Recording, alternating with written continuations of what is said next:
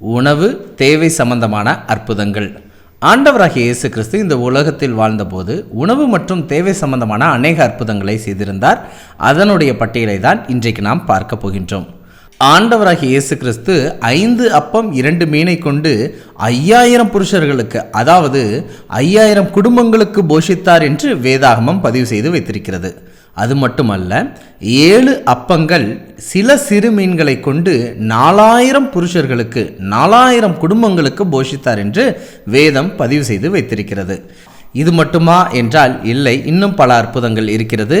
ஆண்டவராகிய இயேசு கிறிஸ்துவும் அவருடைய சீஷர்களும் வரி கட்டுவதற்கான ஒரு சூழல் ஏற்பட்ட போது பேதுருவை அனுப்பி ஒரு மீனை பிடி, அந்த மீனின் வாயிலே ஒரு பணம் இருக்கும், அதை எடுத்துக்கொண்டு போய் வரி கட்டு என்று சொல்லுவதை பார்க்க முடிகின்றது.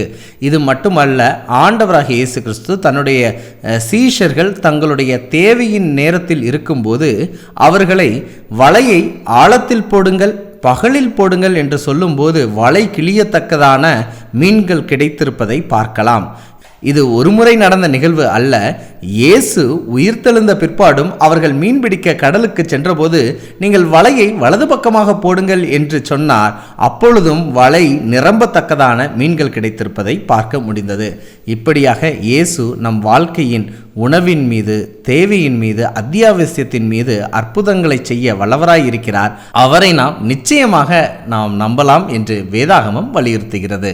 இந்த பதிவு பார்த்து கொண்டிருக்கிற நீங்கள் ஏதேனும் அத்தியாவசிய பிரச்சனையில் அகப்பட்டிருந்தாலும் அத்தியாவசிய தேவைகளின் மீது அற்புதங்கள் செய்கிற ஆண்டவர் உங்கள் வாழ்க்கையிலும் செய்வாராக.